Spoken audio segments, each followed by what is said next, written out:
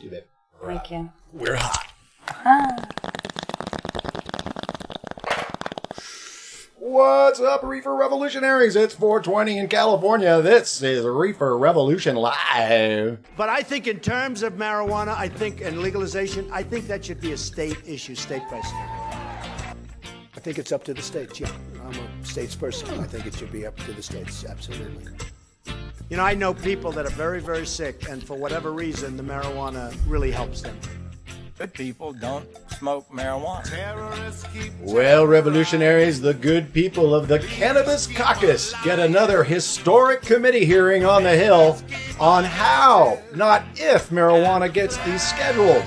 Plus, a secret meeting about veterans and medical cannabis. Tulsi Gabbard introduces the Hemp for Victory Act.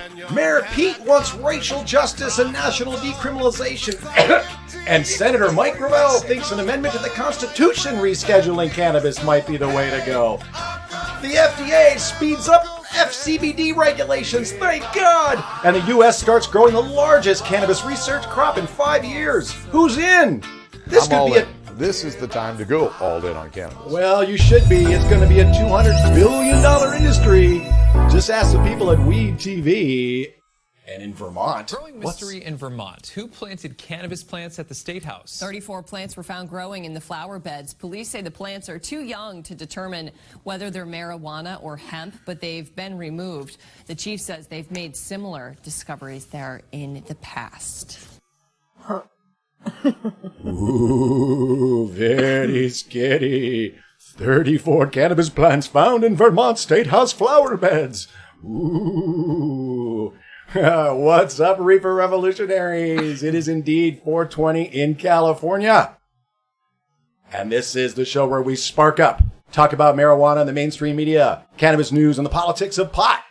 This is Reefer Revolution Live. And when I say we, I of course mean not only all the awesome and new and old and original friends jumping in the chat, but of course my partner in all things cannabis and life, Coach Chela. Hey, everybody. Hi. What's up, Coach Chela? Jackpot chilling over there next to you. Love it. I see him. He's all chill now that we're So home. nice to have the doggies. It's we've been away from the doggies all week, so it was been and we've hardly seen them. So it's really nice to be back, guys. Welcome, everybody. Welcome to the show. We are Reefer Revolution Live, and we pulled off a show today. We weren't sure if we were going to be able to do it. But here we are. We're pulling it through. We got lots of folks jumping in the chat. Ugly Adams is in there. Holy Cannabis Oil back this week. Welcome back, brother. Veterans Cannabis Advocacy Group. Laura P. Debbie D. One of our patrons over on Patreon. One of the OG 420 revolutionaries. Thank you, Debbie. MDN Niles. Dylan Christ. He's in the house. And DJ B Street. I think you're new, DJ B Street. Welcome. Jason 222, you're back. Thank you, brother. And Small Tubes. First in today. Well, yo, Small Tubes. Welcome, everybody. Welcome to Reefer Revolution Live. What are we smoking? I'm going to restart my overly rolled joint here. Is it overly rolled? No, it's very, we need a new roller. we need a new roller. Our roller's a little sticky. I know. We should all be rolling our own joints without a roller. Cannabis is going out like this, so I have to keep it there. Well, at least that's in focus. I think we're smoking mystery weed today. Given to us. Not purchased compliantly. But this, I think we're busting into our earthquake weed. Oh no. We've been out of town all week, so we had a little extra supply. That's in our emergency kit here in California. Is a week's supply of weed. You should always have a week's supply of all of your favorite things in your emergency kit. I'm watching this new earthquake forecasting channel, Dutch Sense. It's really cool. It's really great. And he seems to know what he's talking about, which is really wild. He's been predicting or forecasting things that are just like very close. So it's really fascinating, and I saw it through somebody else. But anyway, we've had a couple big ones here in California, a decade big ones. So everybody's sort of shaken, as it were. Meh. And the aftershocks or pre-shocks or continuing shocks continue to happen up there. Stay safe. So stay safe, everybody. Keep your shoes by your bed. Have enough water. Have enough weed. And food, maybe. Maybe some food. But Don't really water need and food. weed for sure. Don't need food. No need food for a while. Holy cannabis oil loves mystery weed. Yeah, it's like house weed. You know, it's like what's in the box. I don't know what's in the box. It's good though. Oh yes. Whatever it is, we're enjoying it. So enjoy wherever you are, whatever you're smoking. Enjoy it. Spark up and do it in whatever way you enjoy doing it. So there are so many ways. It's so funny. We're kind of contemplating this. How many different ways there are now to utilize cannabis, to ingest cannabis. And there's some way for everybody.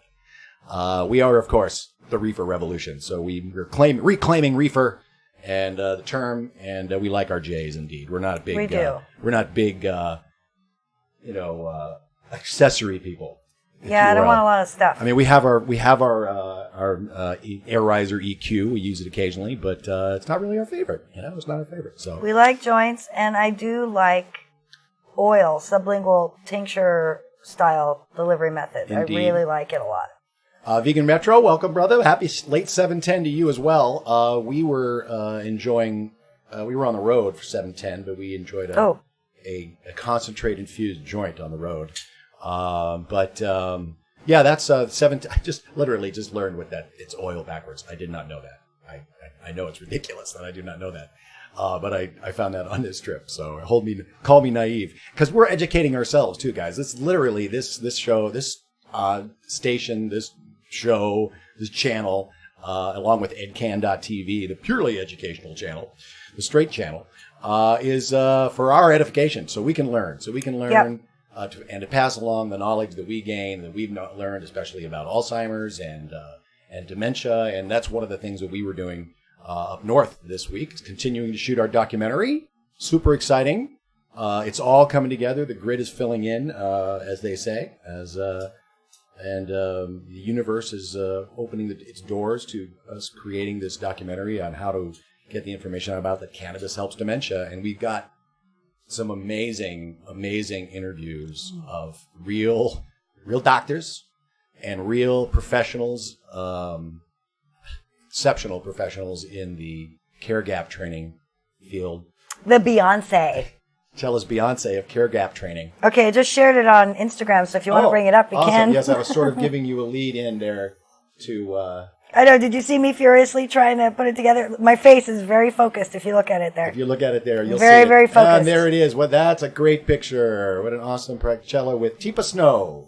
The Beyonce of care gap training, you guys. If you don't know Teepa Snow, and you or someone you know is in relationship with dementia, check her out. teepasnow.com. You will not regret it. It is definitely...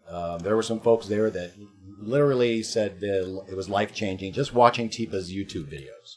Yes. Oh, it is. Dementia care training. It is. Her positive approach to care, which Chela is certified in as a trainer. I'm a certified trainer. So it's funny, Teepa said you were stalking her. It's my No. stalker. That's my stalker. I was following her around like she's the rock star that she is. That's right. And Chela secured a great amount of time with her after Teepa was done on Friday, and we sat down and had an amazing interview. She had an amazing interview with her, and we're going to be releasing. We were talking. Wait, there's about a bunch of pictures. Oh, sorry. Yeah, let's get back to that. We're going to be releasing little snippets of these interviews. Oops, wrong way. Oh, in there. Sorry. Wait, I got to go back. I forgot how to use Graham. Oh, there's Dr. Hergenrather. We saw him again while we were up there. So lucky, you guys. The night that we were in Santa Rosa, Dr. Hergenrather was on a panel at the Sonoma Art Museum. And if you know anything about the history of cannabis, you know that Sonoma County was a big player in the normalization of medical cannabis in California. And Dr. Hergenrather is the most recent past president and co-founding member of the Society of Cannabis Clinicians. And he, along with a number of other folks, were on a panel the night that we happened to be available in Santa Rosa. So he told us about it, and we ran out to the Sonoma Art Museum, and there's a few pictures there if you want to scroll through them. There's the panel. Okay, yeah. There's a curtain in my way. I can't really see what you're doing. Oh, sorry. Okay. No, that's all right. We see the Dr. Hergenrather on the panel there with To be quite council member, wonderful historian, and another incredible woman in the fight that's been in there since the very beginning, a maker and a patient. She was saying the most important thing about Prop 215 was that she went from a drug user to a patient. And I think she has MS. I'm not positive. And that was part of a exhibit there that's at the museum called Grassroots, running through September. If you're up there, highly recommend going to see that because it's pretty cool. The history in visual art of cannabis prohibition and medicine and growing, and it's really super. And that's another post. Okay, we had a private tour. Yeah, because the museum was closed, so we walked through very slowly with Dr. Hergenrather. So they didn't chase us out exactly. Right. Yeah, they chased us out a little, but not like get out of here. You know, it was really terrific. It was great. Really terrific. No, that was first. Then we went to the deepest note thing. Sorry, because I clicked. It's all good. I clicked the wrong button, so I it's figured all I'd good. just stay where I was. I just did that one night. I didn't do all the Teepus Know stuff. I'm going to post that on Al's notes, the other pictures that you sent me. Very good. So, but this was great. I highly recommend it, you guys. It's really, know your history. Know your history. Know your history. And it's, helps. We did not know it was going on, and we went, and it was great to see it, and I would love to have spent more time there, and it's there till September, so I think I'll... Yeah, we're going to see it next time we go. Go and check it out. Yeah, we'll do a more in-depth. Veteran Cannabis Advocacy Group comes with a great idea to call us professional cannabis advocates. Oh, that'd be nice. We are, I guess, technically. Hey, Vegan Metro, by any chance, do you use a Puffco? Does anybody use a Puffco, what is it, Puffco Peak? Puffco Peak. Puffco Peak vaporizer? We're not accessory. Because I hear that's terrific, and I don't think that there's I think it's really easy to use. Anyway. That's enticing to me, that it's easy to use. Yeah, really easy to use. But anyway, it's still a bunch of stuff. Can't deal with stuff. And you can, Coach Chela is now going to be very active on Instagram. I am. I'm sorry, Chela is now very active on Instagram. I'm growing into that role. So that's at Reefer Rev Show. Mm-hmm. And actually, you can follow us on all of the socials.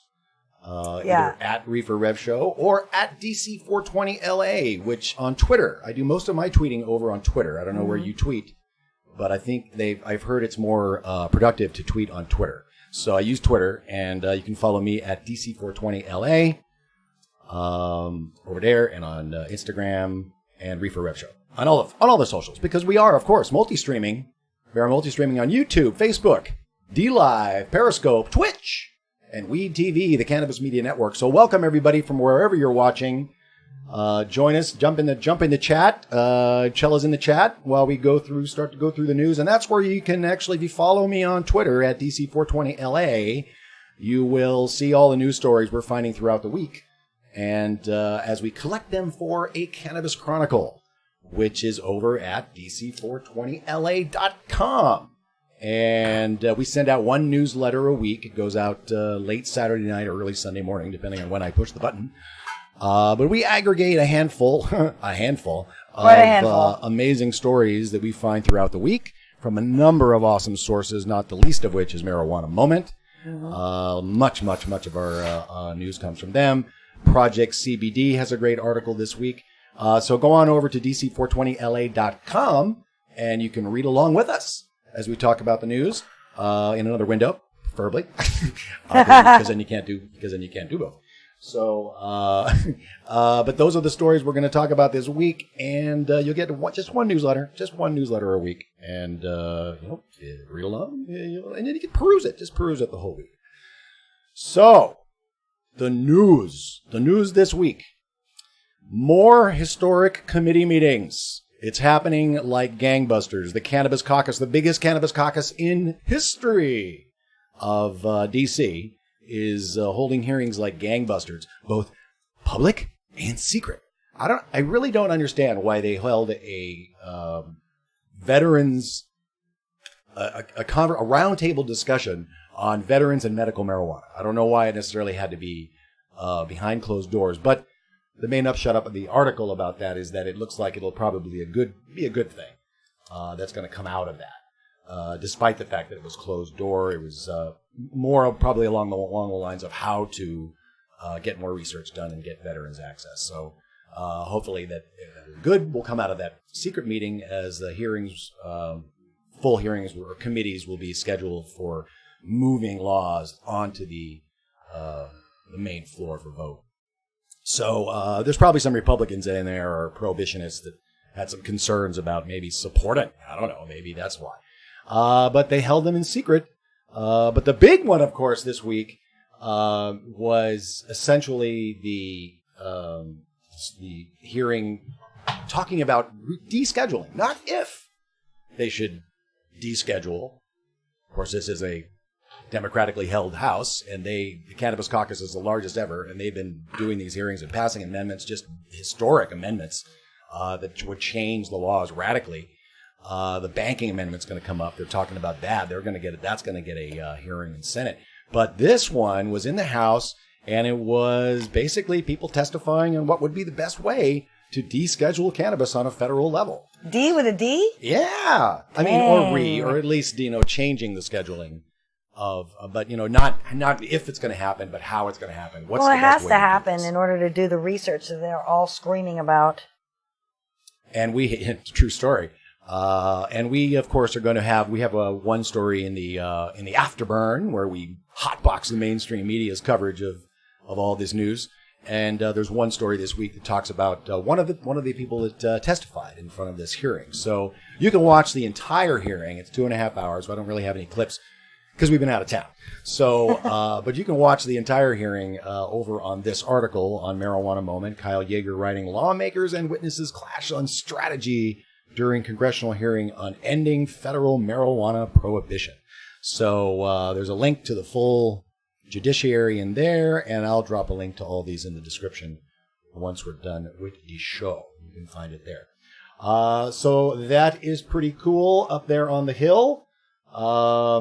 The candidates, Cannabis 2020, folks. Cannabis 2020 is all the rage again, and it looks like we've got one candidate trying to do some damage control in his campaign by introducing racial justice and decriminalization, and that would be Mayor Pete, who, of course, had a little problem back home a couple of weeks ago that he has, I don't know if he's trying to overcome, but he has introduced his plan his racial justice plan, which would legalize marijuana and decriminalize all drug possession.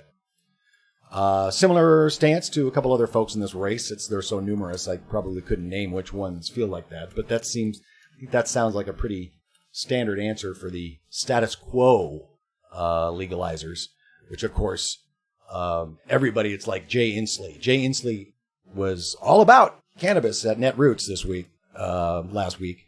But he was not all about it in 2012 in Washington. He campaigned against legalization in Washington. So we're seeing a lot of changed opinions in this campaign year about cannabis, let's say progressing, if you will, for cannabis reform. So you can take that with a grain of salt. But Mayor Pete, Kyle Yeager again, writing over at Marijuana Moment, Pete Buttigieg, and I think I got that right. Racial justice plan would legalize marijuana and decriminalize drug possession. Actually, let's hear what he has to say. I have a little video attached. And employment boxes confined in a paperwork checkbox that boxes you out of housing and employment. All of us are worse off. I believe we can and must achieve a 50% reduction in incarceration in this country without an increase in crime. We can do it by legalizing marijuana and eliminating incarceration for simple drug possession.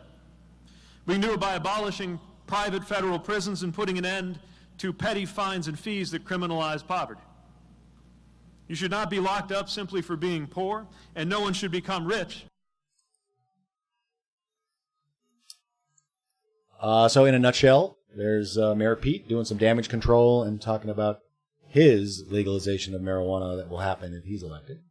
A lot of folks like Mayor Pete. He's a little squirrely for me. I don't know if I'm quite into Buttigieg.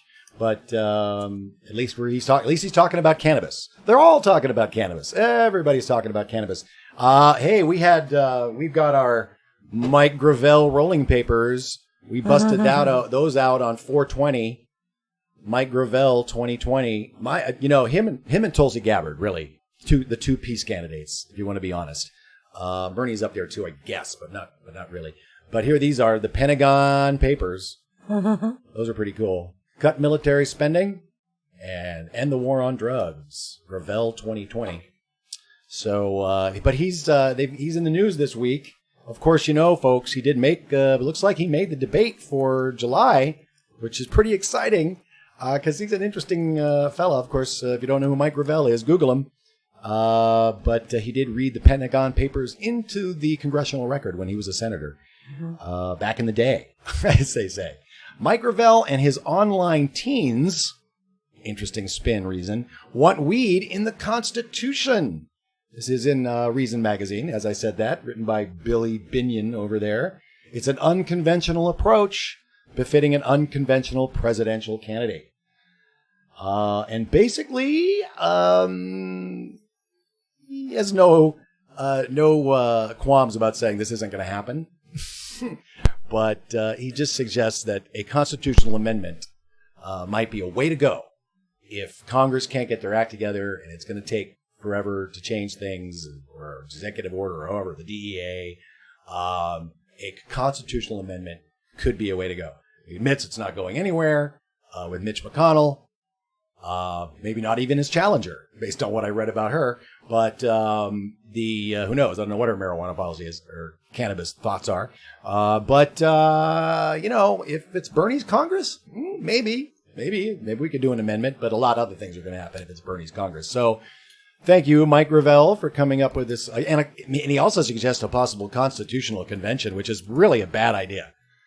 I don't think that's you don't think that's a good idea. I heard you expressed some angst about a constitutional convention earlier. Well, we would have to make sure that everybody's on the same page, and that's not easy to do before a constitutional convention can kind of happen. As exciting as it could be, it also could be an absolute disaster. Well, so it could go either way. The Koch brothers on the right have been preparing for a constitutional convention. Right, and anytime. We on the left have not. On the super far left, we have not. Exactly. So, probably not a good idea for that one. But Mike Gravel in the news talking about cannabis, another candidate this week, bringing up the topic. And, of course, our favorite, outside of Bernie. And you can catch our interview with Representative Tulsi Gabbard over on the main page after the show when we talked to her at Cannabis. And, of course, we were talking to her about the Ending Federal Marijuana Prohibition Act, her bill a clean bill to completely deschedule cannabis. That's all it does. Deschedules cannabis, takes it off the schedule, and doesn't do anything else, basically. That's it. It's completely clean. No social justice aspect, no tax and regulate like alcohol, BS. Nothing. Nothing. It's just clean deschedule. It's great. It's what a lot of veterans advocacy groups are supporting. We support 1588, I believe is the number. Correct me if I'm wrong on that, chat, but I think that's it. But this week, Representative Tulsi Gabbard is not stopping with ending marijuana prohibition, federal marijuana prohibition. Awesome. She's introduced a really freaking amazing bill. The Hemp for Victory Act. Yeah, wild. I started getting into it, and it is just an amazing piece of legislation. Kyle Yeager again writing in Marijuana Moment. Tulsi Gabbard files bill to study hemp's uses for just about everything, and he is not exaggerating. This bill has programs for the study, basically research and study programs for hemp, for the Department of Agriculture, the Department of Health and Human Services, Small Business Administration, the Department of Defense, the Department of Labor, the EPA, Housing and Urban Development, and Veterans Affairs. And just some of the highlights I'll read for you. Essentially, so from Department of Agriculture, just a couple. Establish a great a grant program for universities to conduct research on establishing hemp as a domestic agricultural commodity, study the nutritional value of hemp foods, drinks, and supplement products, study whether such hemp products could be used as, quote, low-cost healthy alternatives for public school lunches. Best source of protein in the world, folks. Hemp seeds and hemp oil it's an amazing food source. Moving on to some other areas. Let's see. Department of Health and Human Services study the presence of pathogens in hemp-based and hemp-blended products and their impact on the health and safety of consumers. This stuff is comprehensive. They are talking about using hemp to clean nuclear sites because we know it's a bioaccumulator. There's a research to look at that. There's research for hempcrete for the House Urban Development for using hempcrete as a lower cost and stronger way to build houses. This is literally the title of this bill is completely justified. The Hemp for Victory Act that has just been introduced by Representative Tulsi Gabbard here on Tuesday in the House. I really don't know how many co-sponsors there are right now. It sounds like it's a knock out of the park for a bipartisan support. I don't see any reason. Most of it's all research. Hemp. And everybody's now into hemp. As a matter of fact, the FDA, the head of the FDA, is going to do the keynote. It's another story in the Chronicle this week. The FDA's official keynote. Okay, I'm going to get this right. FDA official to keynote a major hemp industry conference next month. So the FDA, who has the only control the FDA has over hemp, is what comes out of it in the form of cannabidiol or cannabidiol or cannabidiol or CBD, depending on how you pronounce it. But basically, the FDA doesn't care about growing hemp for any other reason than CBD. So I find it very curious that there's going to be an FDA official doing the keynote. And it also says, this might have had something to do with a couple weeks ago, we reported that Mitch McConnell was meeting with the former FDA chief, Gottlieb, who basically told him, well, if you guys don't do it, it's going to take us maybe 4 years, 5 years, maybe more to get regulations on CBD. Well, lo and behold, the FDA says we're going to speed up that process. We're going to speed up this CBD regulation process. Now, speeding up in government Washington terms, of course, is relative. So the years it takes to approve drugs and to move things through the FDA and pretty much every other federal bureaucracy or any bureaucracy is a snail's pace. Turtle's pace, as it were. Mitch McConnell. Things move very slowly in this, sir. So we'll see. We'll see how fast the FDA says it's going to be and what really happens. So, but CBD is, of course, on the top of everybody's list. And as a matter of fact, this is probably our favorite article of the week.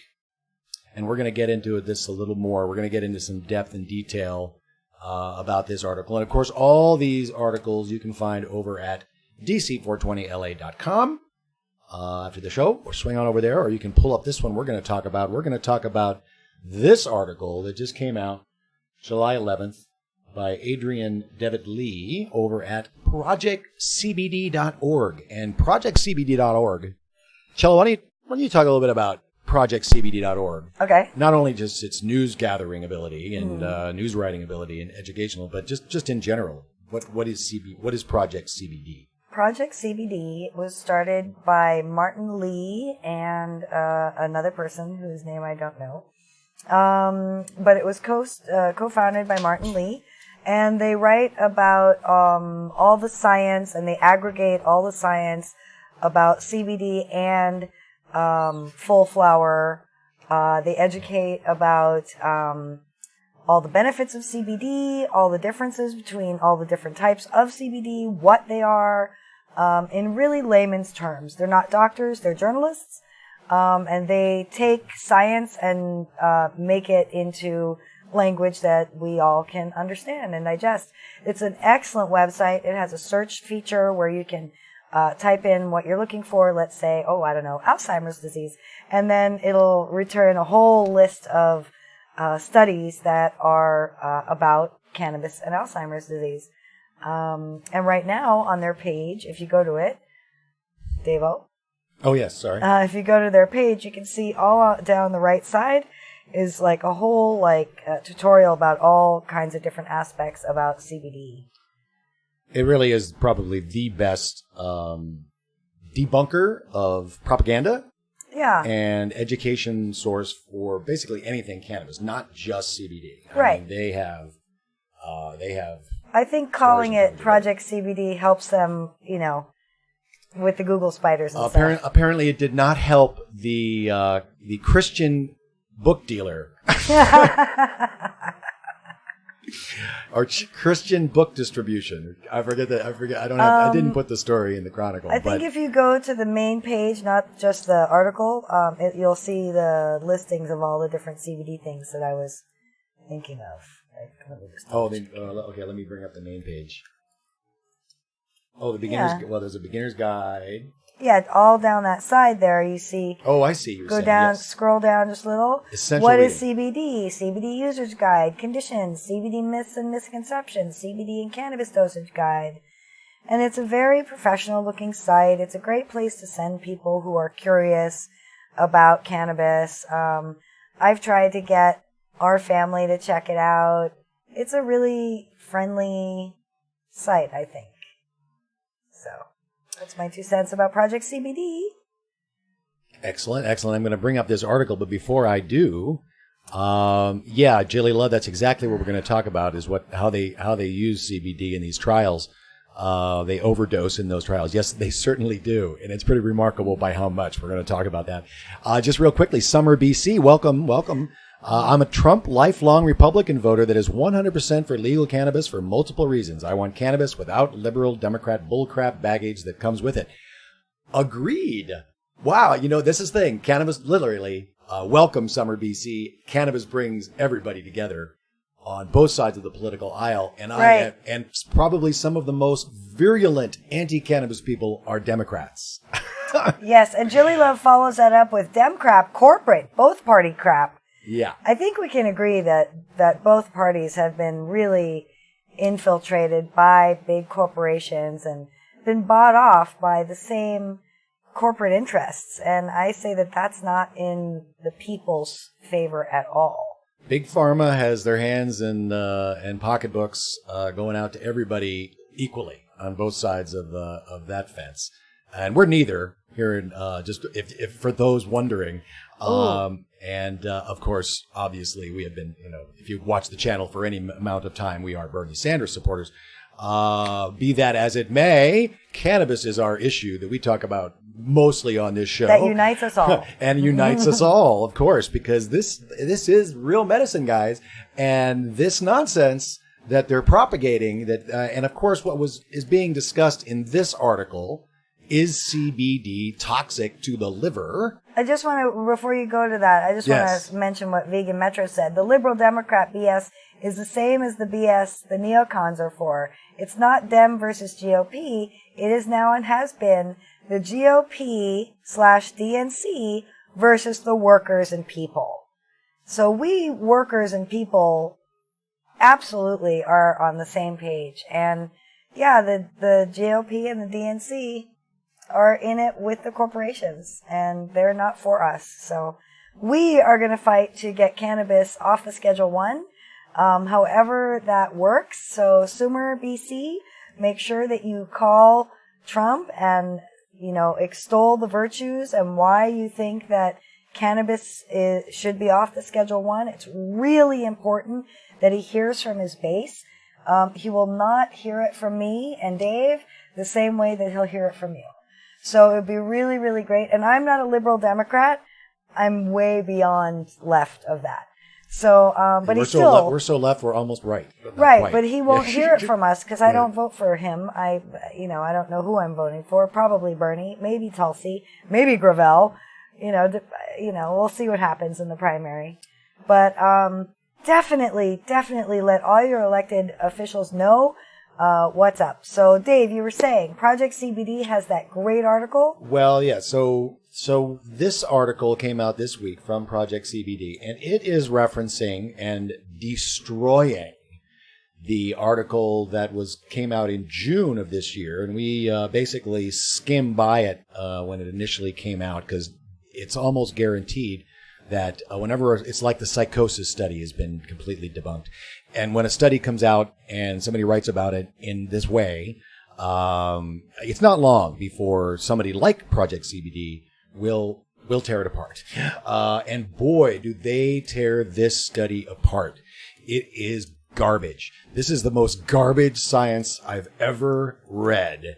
And we're talking about the study that is referenced in this article in Forbes, written by Mike Adams, who is generally, as from my memory, is a really good contributor for the cannabis space over at Forbes. And he writes the Vices column, which is one thing. But this really, it's called Marijuana Study Finds CBD Can Cause Liver Damage. And boy, oh boy, has the propagandist grabbed onto that article. And which is really strange. The 4.5 mice. Yeah, because we have a FDA-approved drug from the plant called, Epidiolex. Basically, it's CBD with garbage in it. That's approved by the FDA. And then now they're saying, well, wait, this stuff can cause you liver damage. Now, so let's get into this a little bit. Let's get into this story. Yeah, so you can talk to your friends about it because surely they've only heard the shitty propaganda story and not the debunking of it. So I'm just going to read a little bit from this article from Project CBD.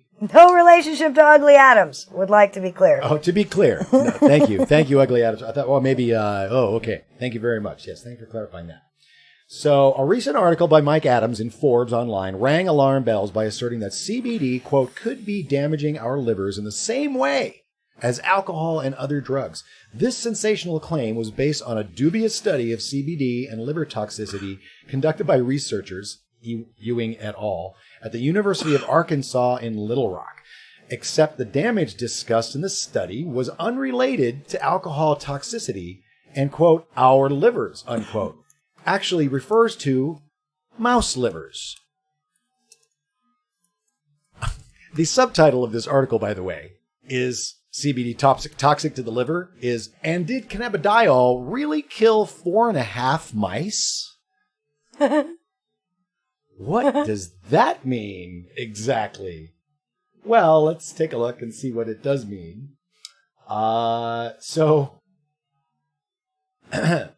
Is it a new rat poison that's not toxic?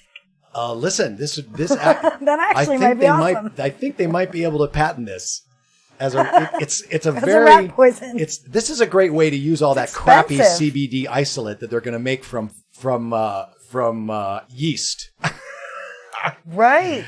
This would be great if you can make a bunch of crappy CBD isolate from yeast. This would be a great way to kill mice. Yeah. So here's this subheading: mega dosing mice. The breathless reporting in Forbes focuses on a single flawed preclinical study and exaggerates it to the point of falsehood. Yet, if there's a saving grace in the Forbes article, Mike Adams gets a little bit back here, it's that it gets much less wrong than the study itself. The study is freely available to read from Molecules, a journal published by the Multidisciplinary Digital Publishing Institute, which apparently has its own problems.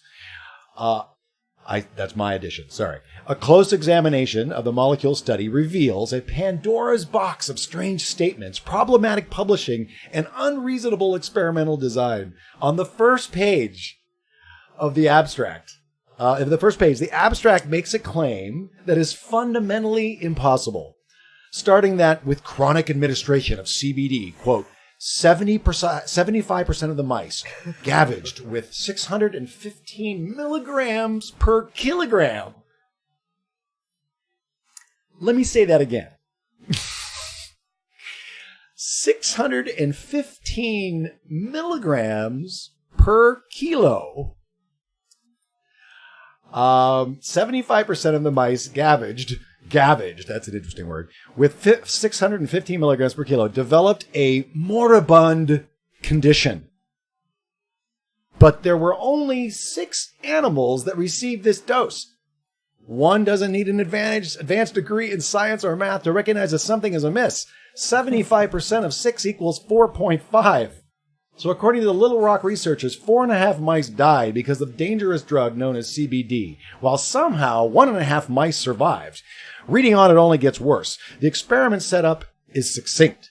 Scientists force-fed mice a single dose of CBD ranging from the supposedly low dose of 246 milligrams per kilo up to a mega dose of 2,460 milligrams per kilogram of CBD. That's a lot, dude. That means for every kilogram of body weight, they gave the mice about 2.5 grams of CBD. That's a lot. Which has been formulated as a hexene extract. Hexene, that's what it is. From cannabis supplied by the NIDA, National Institute of Drug Abuse. And hexene, it bears mentioning, is a neurotoxin.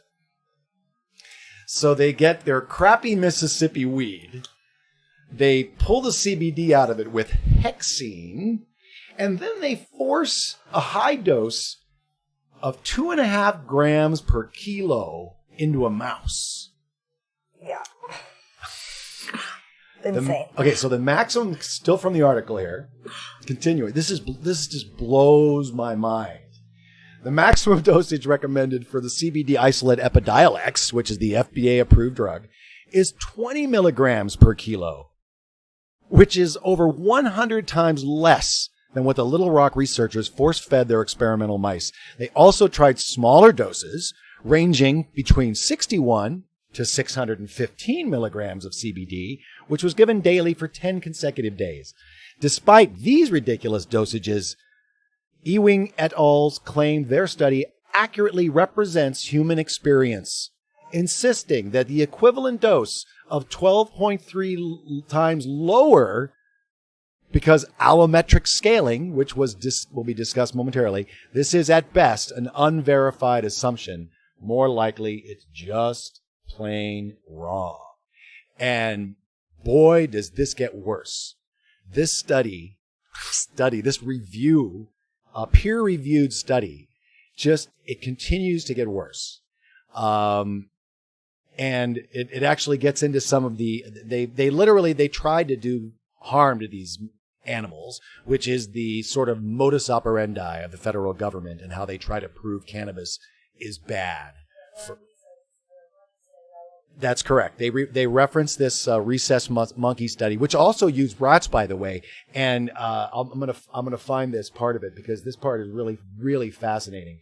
And it talks about allometric scaling a little bit. And my sister, nurse, who might be watching this right now, knows what may know what we're talking about with allometric. I never knew what it was, but it's basically trying to figure out a way to scale up to humans from an animal model in dosage and testing its effects, which is apparently useless with cannabinoids based on all of these studies that they've used to try to prove harm.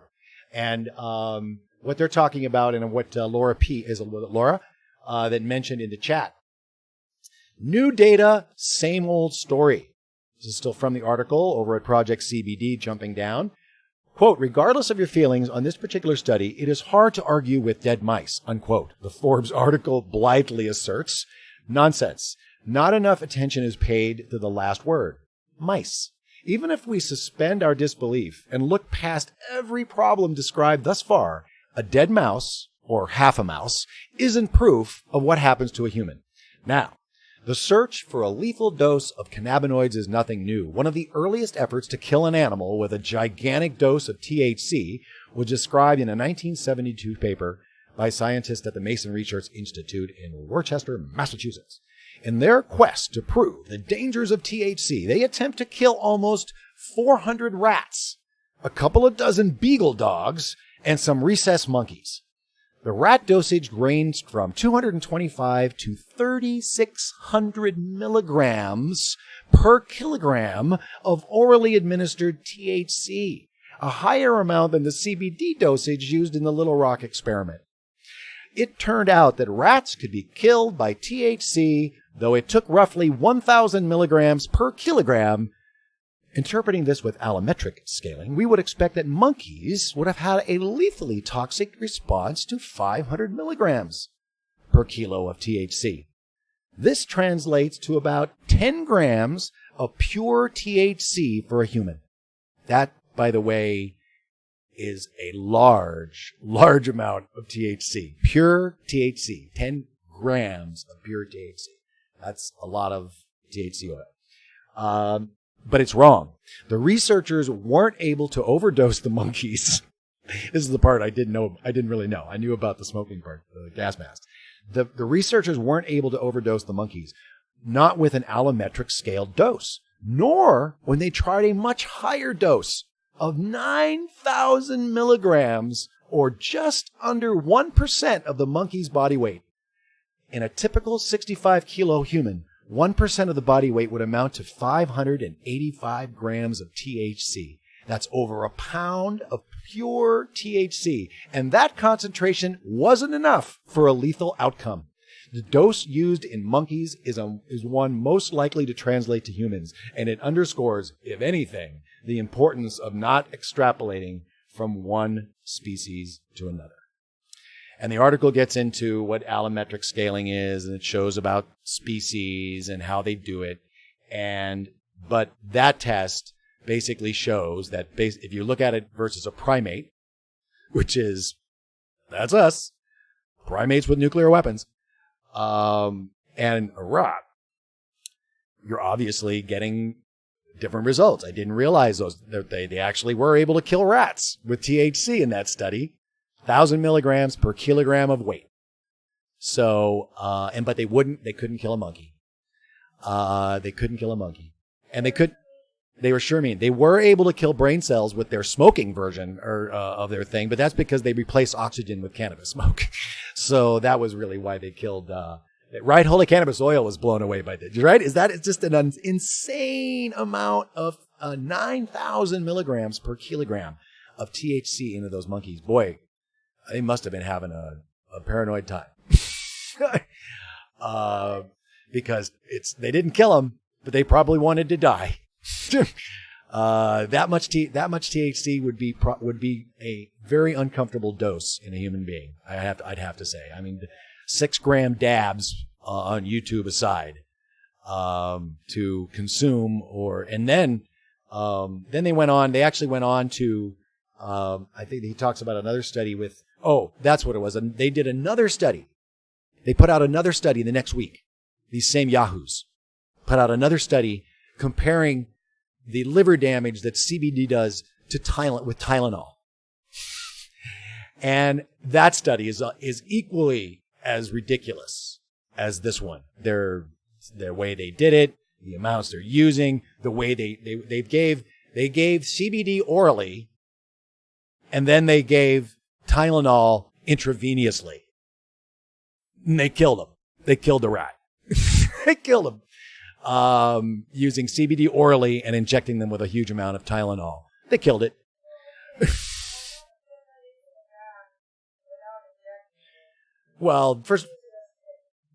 Yeah. I mean, how are you going to get them to consume 1,000 milligrams or however many milligrams of Tylenol? Yeah, a dingo ate my baby. Welcome, brother. I could think of worse ways to die. Yeah, that would be an interesting. I guess that would be an interesting experiment. I mean, I certainly wouldn't. That's what that found. Actually, it was a study. Let me see if I can find it. The study they did with Tylenol was to prove it wasn't liver problems. It was to prove that acetaminophen and CBD together can potentially cause a problem for heart problems. So, the absurdity of all of this. You're off mic, someone says. So just be aware. CBD and acetaminophen. Okay, so this is my nurse and doctor friends out there. Can we call this article one bad study and move on? Well, no, because Molecules has already published another similar article, the same journal and the same irrelevance, with a few more authors and a few more unbelievable claims. The most recent study, published in Molecules a month after the first liver toxicity article, doesn't improve on much. In their second report, they assess a potential interaction between CBD and acetaminophen, sold as Tylenol, in female mice. Similar to the first study, they use hexene, a neurotoxin, to extract cannabinoids for NIDA-supplied cannabis, which apparently we're going to get more of for research, which I guess is a good thing. The amount of residual solvent listed as less than 0.5 or 5,000 UGs per gram. Such a product, holy cannabis oil, could tell us this, would not be legal to sell in California's regulated marijuana market, which has set a limit of 290 UGs per gram of hexene in cannabis extracts. The authors did not immediately reply for a request of clarification, I'm sure. And the doses of CBD employed in the second Little Rock study are quite a bit lower than the first, since acetaminophen stresses the liver significantly on its own. A new oddity is the choice of administration. The researchers set up a feeding tube to administer high doses of CBD. They must like it. I wonder what else they put in it. But instead, decided to inject 400 milligrams of acetaminophen into the mice. The authors do not state how this dosage would be algorithmically scaled to a human taking Tylenol. 3 of the 8 mice treated with acetaminophen and the supposedly low dose of CBD, 116 milligrams per kilogram, died within a few hours. Curiously, this is the best part. Curiously, none of the mice that were force-fed a higher dose of CBD died. The Little Rock researchers explain this peculiar outcome by invoking the biphasic effect, also known as hormesis, or a U-shaped dose response curve, which refers to the existence of a sweet spot for optimal dosing. Outside a particular dosage range, too high or too low, cannabinoids can lose their efficacy and even cause the opposite of an expected effect. Blah, blah. That's really important. That is very important, and it's very true, which we just learned this weekend at that talk with Dr. Hergenrather, who clarified for me in my brain about that and made it very clear that when you isolate these molecules, including CBD and THC, they create a biphasic effect where you have to find a sweet spot. It's more so with CBD, I think. But you have to find a sweet spot that's high enough to work, but not too high enough. It's either too low and it doesn't work, or it's too high and it doesn't work, and it takes much trial and error depending on what you've got and what you need it for, how fast you need it, to figure out where that sweet spot is, and then that can change. And isolates produce that effect, whereas full flower spectrum distillates don't. So if you've got all those other cannabinoids in there, the entourage effect is what it's called, studied by Israel. The entourage effect is what it's called, and that does not happen. The biphasic effect is a side effect of isolates. It's not a side effect of full spectrum plant medicine. So I found that very fascinating. That's Dr. Hergenrather saying that, and we will maybe get him on camera at some point because we weren't recording that. But there was someone there recording that, so that may be up somewhere, and we'll find out where it was, and we'll get a link to that. But we were really fortunate to get that. And now here in this study, they're trying to use this biphasic effect to argue that CBD, that's why it's not killing these rats. Because it actually, when you find the right dose, it doesn't kill you, and it protects you. Now this was, I'm pretty sure this was not liver. This had to do with cardiac. And that basically I think he says they even say, or maybe in the article they extrapolate that it basically proves that, I know what it was. I know what it is. I'll find the part. They cited studies saying that CBD was bad for cardiac problems. The problem is they cited like 7 studies, and in this latest article, and 6 of them were rat studies. Because they were saying that, CBD and Tylenol, it's bad for humans, heart problems. So all of them except one of these studies that they are reciting in this were rat models, not human models. And the one that was a human study didn't hurt the humans, didn't kill them, or didn't hurt the humans at all. They didn't see a bad effect. In fact, they saw a positive effect, and that trial actually showed that CBD was good for heart problems. Could be used. That was actually the result of their study, was that CBD should be looked at for heart problems. Yet that was the only human study they cite claiming that CBD is bad for the heart in rats. So there you go. We have a business opportunity to grow crappy isolate CBD from some source and create a rat poison. Yeah, but they have to eat it. Harmless to humans and other animal rat poison. Yeah. I think it's a genius. It's a genius idea. Thank you, molecules. Combine it with acetaminophen. And combine with their headache will go away, and then their hearts will explode. Yeah. So that'll be good in the rats, but it won't. It'll actually and if humans actually eat it, it won't be a problem. No. I think they shouldn't eat it. Not for human consumption. No isolate. I think we are onto something. You're right, actually. It changes. Holy Cannabis Oil says it changes how they are metabolized in the liver. Right. CBD. Yes. Digitalis, a heart medicine, is foxglove, a wildflower. That's right. Listen, most of the opioids came from a plant. Yes. But now they isolated the drug. People smoked opium for hundreds, if not thousands of years. The plant protects. Balance. The plant protects. That's right. And it's unfortunate. We were talking about it yesterday.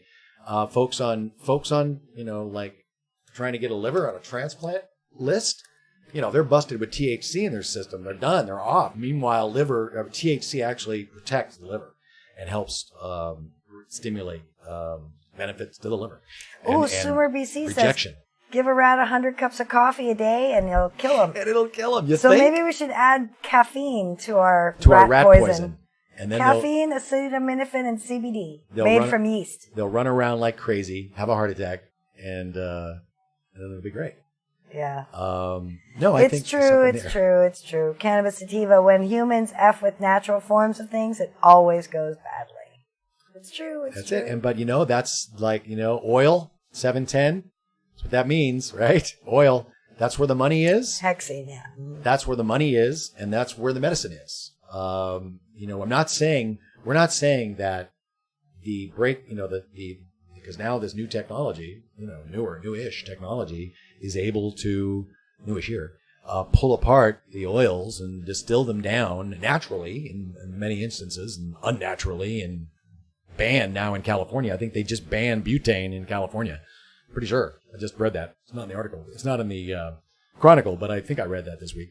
Cool. Because they're tired of the explosions. So that's maybe, I'm glad of that. But that was a pure greed to do it that way. But there are natural ways and good ways to extract all of the cannabinoids. And it looks like, based on Israeli research, we're talking not only 100 cannabinoids in the plant, we're talking probably closer to 150 cannabinoids in the plant. And they are starting to pull them all out and testing them with cancers, with autism, with other diseases, all being done in Israel. We are way behind the curve. So the Hemp for Victory bill, that should be a no-brainer, because that just opens up so much research with regards to even veterans and use of CBD and extracts from the hemp plant. So Tulsi Gabbard looking at that too. Of course, the cannabis research needs to happen. Full flower, full THC cannabis needs to happen too for veterans. But they're working that out in secret. I'm sure it'll be fine. I'm sure everything will be great. They won't kill that again like the VA did last week. But they'll work it out. Perlmutter will get it done. The Cannabis Caucus will get that research done for vets. Meanwhile, we'll try to get compassion back in California so that the organizations that are getting vets and cancer patients and other folks with no time to waste, with no time to lose, the cannabis medicine they need, and is apparently not going to hurt them. THC or CBD still haven't killed anybody. We were at a writing conference to work on our third book. No, to work on our fourth project. One of the organizers was saying that her dog, I think it was her dog, got into a large bar of chocolate, medicated chocolate, 10 milligrams per square. We're like, frickin' asshole, what are you in chocolate? Idiot. Well, your dog can get it, dude. What's wrong with you? She was very nice, but it's just stupid people. That's as really Alexis dumb. Bortell would say, it's stupid people. Oh, I'm Don't so be glad stupid. you mentioned her because I'd like you to bring up. I just sent you Did you something. send it? Send it on your Facebook. Okay, cool. I'd like you to bring that up. Okay, well, before yes. we take off and move into the afterburn. Absolutely. We'll bring that up, and we'll share the secret. But it involves Alexis Bortell. It's not a secret, but it involves Alexis. But Alexis would say, stupid people don't do stupid things, and this is Don't stupid. be an idiot. Don't be an idiot. That's it. Don't be an idiot. And leave your medicated chocolate out for your dog. First of all, chocolate is really bad for dogs. And she said, oh, he ate the whole bar. And it sounded like it was still a big bar. Maybe there was 1 or 2 squares gone, maybe. So we're talking 80, maybe 90 milligrams of THC. For a little dog? And a bar of Chihuahua? chocolate. Chocolate? Yeah, oh no. And everyone was like, oh no, the chocolate. No, we were like, I was worried about the chocolate. We're like, the chocolate. Oh, is it okay from the chocolate? And then she kind of went away from this. And I said, the dog lived, right? And she's like, oh yeah. She said that he slept for 3 days. She said the toy usually tears apart and shreds and rips and chews on all day long. He was just lying there. Being sweet to the toy. Being sweet to the toy. He found peace with the toy. And I said, the dog lived, right? And she said, oh yeah. And I'm like, we were thinking about it on the way home. We're like, 80 milligrams of THC in the chocolate probably protected the dog's liver. Yeah. Protected the liver from the poisoning. chocolate. Isn't that cool? That's just us making shit up. Yeah, but, totally. Like we do. Because we're not doctors. We are certainly not veterinarians, doctors, lawyers, or anything else I might have played. Anything I professional. might have played on TV. Nothing professional. We move furniture. We make movies. We make movies. We talk shit We're trying to on make YouTube. movies and write books about how cannabis helps dementia. That's what we do. Yeah, that's what we do. And we have just enough knowledge to be dangerous. That's right.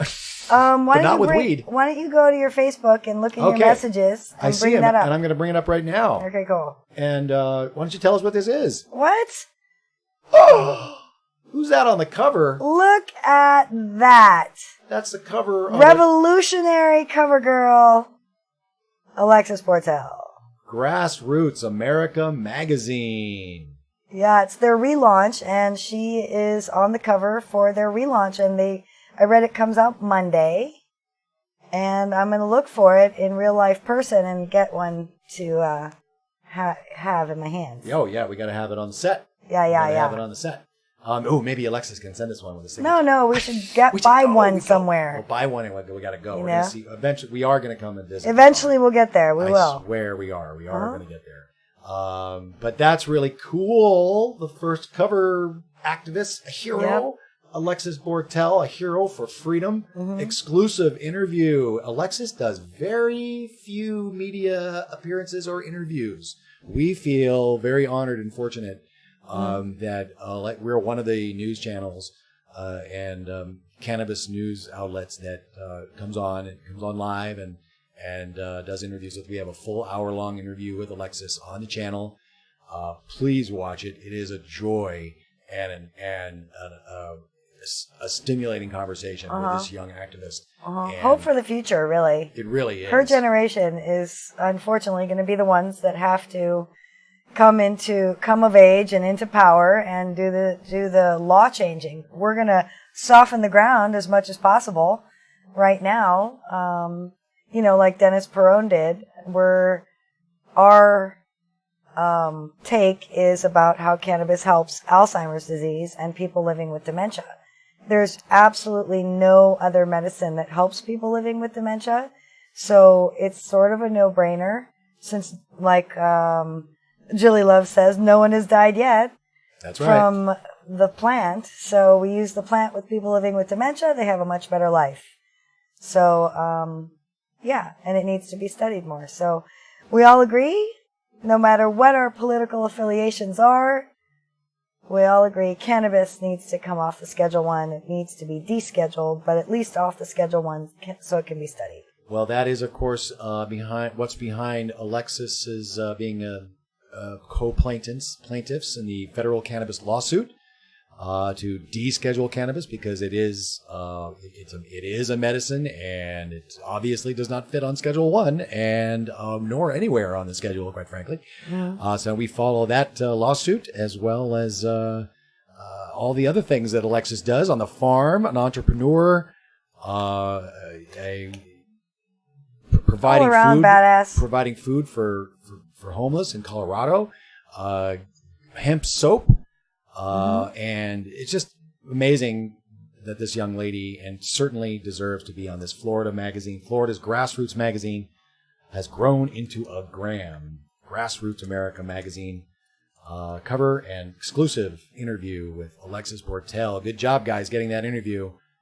She must like what you guys are doing, so that's great. So we certainly appreciate any time whenever Alexis comes on, and we try to get updates on the lawsuit when those things happen. So she's always said she would come on any time that we can make our schedules work. So that is super cool. We just found that out this afternoon.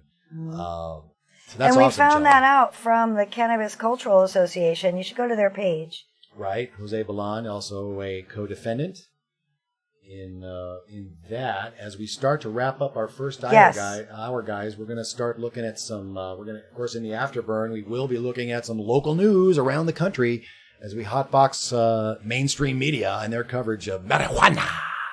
And one of the videos is going to be about this story that's in the Chronicle, anxiety being added to qualifying conditions for medical marijuana in Pennsylvania. So the list of tyranny ever expanding around the country with the medical conditions that you can use this non-lethal plant for. And apparently if you're anxious in Pennsylvania, which you can now smoke it, they finally got over that problem. You can get a little instantaneous relief, or will be soon, with some smoked cannabis for your anxiety, which was what Chela used to use it for back in the day. And she was in college and such. Yeah, well, now I use the oil. And now I use the oil. Because the oil lasts for hours and hours and hours. Right. And I smoke for fun. We do. I smoke because I enjoy it. I smoke because it's a social, enjoyable thing. And it further relaxes me and allows me to expand my mind and think more creatively and be elevated from where I am normally. And it continues to one of the amazing things about this plant, and it's what's fascinating is it's sort of similar to other plants or other drugs actually, with regards to how they affect you and how you titrate with drugs. You titrate with every other drug that they use. People always say, oh my God, I got to, to blow people out of the water. They take a 50 milligram or 100 milligram edible, or they eat that whole bar of chocolate. They take 10 milligrams, they wait half an hour. It's like, oh, I don't feel anything. Let's just eat the whole bar. What good it do? I think Maureen Dowd, a very intelligent reporter, did that once, and had a very terrible experience, and then wrote about it so that she could scare millions of people. Yeah. Well, you don't drink an entire bottle of vodka either if you want to compare cannabis to alcohol. Another thing, right? You don't drink the whole bottle, do you? Because the shot hasn't gotten to you yet. Why don't you educate yourself? Why don't you listen to the person that probably gave you the bar or sold you the bar? You start low and go slow. That's right. You do that with any drug. And the same thing happens. A lot of things also happens with drugs is their effect starts to decrease over time. But the cool thing about cannabis being an adaptogen and so beneficial in its full spectrum form is that all those cannabinoids, including THC, are still doing the medicinal benefit, even though you may not have the, quote, side effect of being high. That's why long-term cannabis users who use it daily for wellness or just for fun, they get... they have to take breaks because they have to reset their endocannabinoid system because it's getting flooded. Turns out that's not as harmful as they want you to think. In fact, there is no harm to it. It just waits. It just waits till it's ready to start working again. Because it's getting what it needs. It's not going to, when it goes away, it's just going to replace it with an endocannabinoid. That's the way it works. And but sometimes people want that effect. They want that side effect of being high. So you take 2 days off. That's what Dr. Sulak says. Probably one of the leading, foremost authorities on cannabis medicine. Talks about a 48-hour reboot of your endocannabinoid system. Turns out it only takes 2 days to get those receptors to open up again. And you'll get high, just like you did before. But if you don't want that, and you start to, say, incorporate cannabis medicine into dementia care, which is what we're talking about, the way you do it is with very small doses of milligrams, and you bring it up. Some folks even start with 1 milligram. 1 milligram of THC. You know what? 1 milligram of THC does nothing. It's like a naturopathic dose as far as being elevated and high. But 5 milligrams, 10 milligrams. One of the things that Neomedic does down south behind the Orange Curtain, the Israeli clinic that works with Laguna Woods with seniors and titrating them off of opioids and getting on to cannabis medicine, is they monitor them for a week to make sure that there's no dizziness and there is no problem with that. That's the way you do medicine. And this is medicine. And so it turns out it also is very recreational and doesn't hurt you. So that's there too. So Chela, would you a little bit about what we've been talking about with regards to dosing and anything to add, anything to go build low and on? slow. I think that everybody in our chat is pretty familiar with what we're talking about. I'm hoping that some. I'm really talking to my cousin. Oh, great! Yeah, exactly. If your cousin were watching, I'm talking to my cousin and my sister watching in sure. Thousand Oaks. For sure. So I would say always start low and slow. If you're afraid of getting high, do a 30-to-1, 20-to-1, 15-to-1, and start with a really small amount and see how you feel. I think that there are some people in our life who really don't ever wish to be out of control, and I respect that.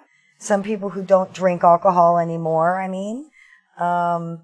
those folks, and especially as you get older, you start to get a little more,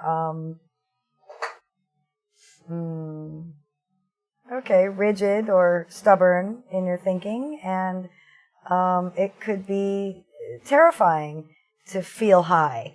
So for those folks, you always want to start them with CBD dominant, like 30-to-1, something, tincture, edible, flower, whatever you can get that's that CBD dominant. It's not so easy to find a CBD dominant flower. And most of the people I know that are that much older aren't interested in smoking either. So you have to find a tincture for them.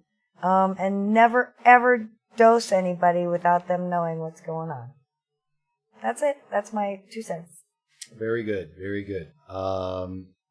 One other item I want to cover before we get into the afterburn, folks. Don't go anywhere. We're just wrapping up our first hour of Reefer Revolution Live. Make sure you subscribe, get notifications, ring that bell so whenever we do go live, when we're on the road or it's a special occasion or a hearing, we often do.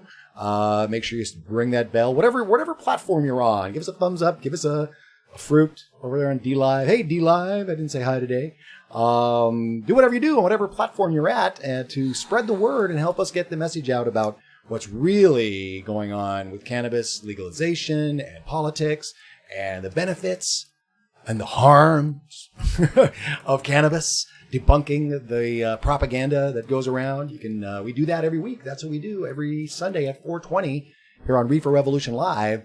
So just briefly before we wrap up our first hour and get into the afterburn, one other story that is in the Chronicle, but it's a CNBC story that is a look inside the black market for weed shows the huge threat to legal businesses, and that indeed is one of the proponents of rolling up all of these, because it's now that it's legal, it's actually more illegal, and they've got a list. That's literally one of the very first things that we talked about against Prop 64. We were not for Prop 64 in California. We had a really good thing going here, and nobody was dying. And people were and patients were getting their cannabis medicine, and now they're not.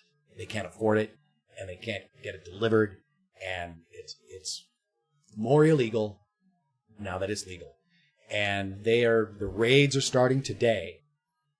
They were starting up in here in the South. I think they were starting or had been starting up in the North in the counties last week. The photographer at that panel we were on in Santa Rosa, the museum, said that they had started. Somebody on the panel said, well, at least they're not locking people up anymore and arresting people. It's like, no, they're actually doing that right now. Yeah.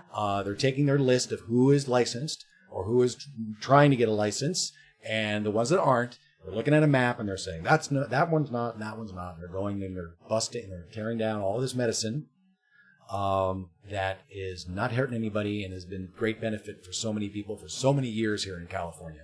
And it's really, really tragic. And one of the amazing activists and lobbyists and growers and farmers and organizers here in California is Hezekiah Allen. Many of you probably know who he is. And with regards to this article in CNBC about the black market, I just want to end this part of the show on this. I think he's quoting the article saying, many saw legalization of marijuana as a huge economic opportunity, unquote.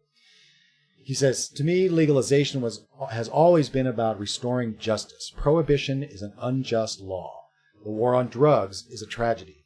The, quote, black market isn't cutting into legal sales. The, quote, black market is a persistent injustice because the haves have been able to obtain licenses and be legal, while the have-nots are still marginalized and persecuted and remain illegal. In a city that needs thousands or more retailers, it's confusing to see a crackdown with hundreds of arrests of cannabis. Wasn't that supposed to end? And licenses still aren't being issued except to a select few. So that about sums up what Prop 64 was all about. Corporate cannabis, haves and have-nots. Well, how is that any different than prohibition and the drug war? Up in Canada, they just shut down. We're not going to show the video because it's depressing. And we don't like depressing. No, we're going to see some other news that also might be irritating a little, but, we try to limit our irritation. We do. And the Toronto, in Toronto, they're closing up the shops. They're doing it now. They're doing it too. So it's happening in legal Canada. Fake legalization, Jody Emery calls it. New prohibition, fake legalization. Just like here. Just like here. So if you guys do have the opportunities, so spark it.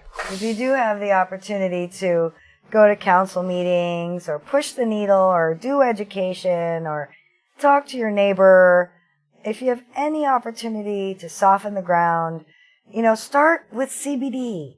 It's the easy one to kind of talk about because it's legal, kind of, sort of.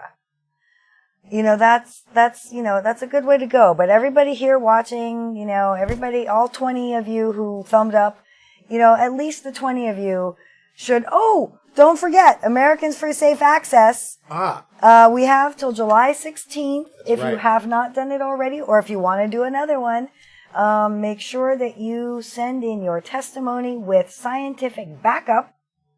You can go to Project CBD to find studies related to the thing you want to talk about.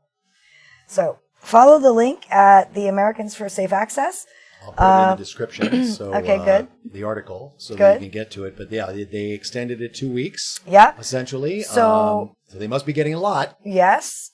So find a scientific, find a study that backs up whatever claim you're going to make about CBD in your letter to the FDA and attach that because that's what they're looking for. And they want the studies. I'm not going to read it, but there's an example of how to make a comment and how not to make a comment, and it's kind of humorous, the one they chose. Yeah, but the 20 of you who thumbed up at least, and maybe the 32 who are watching, if you would do that would be awesome. That's an excellent piece of activism for 32 watching. We should have 32 thumbs up. 33, whatever.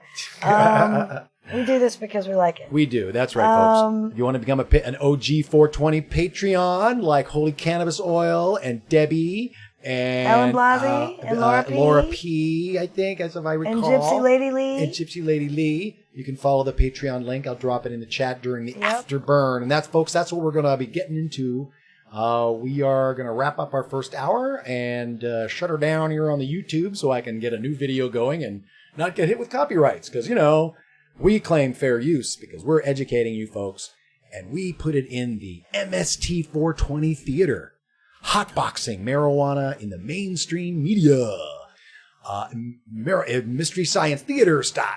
So it's a lot of fun. We chat. We come back and talk about how they're covering legalization and other news in cannabis around the country. Maybe in your neck of the woods, as Al Toker would say. Maybe in your neck of the woods. So stay tuned, guys. Stay in the chat. You might need to refresh. Some do, but we are going to go dark for a second, restart the afterburn. Thanks for watching. This has been Reefer Revolution Live. Subscribe, get notifications, ring that bell.